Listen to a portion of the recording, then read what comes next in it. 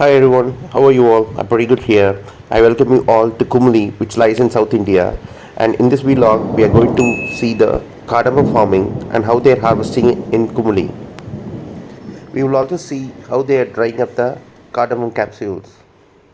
The fire has been ignited inside the burner, which blows through the pipe using the blower, which you can see in the top.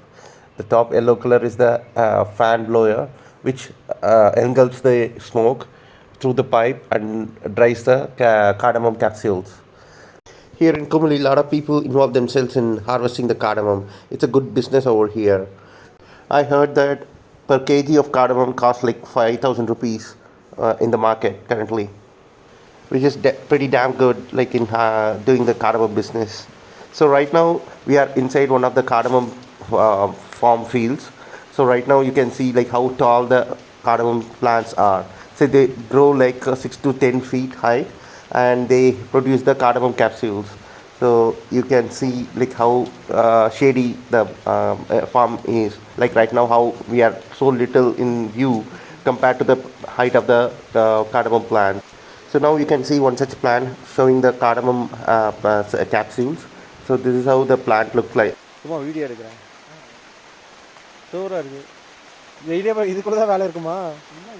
ஆள்காரங்களாம் வந்துருப்பாங்களா? Super சூப்பர்ப்பா. சரி, நல்லா இருக்கு.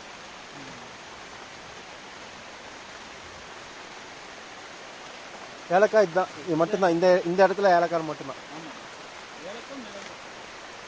மிளகு இருக்கா? In this farm they also grow pepper. So right now we are seeing the black pepper plant. So this is the black pepper. போலாமா?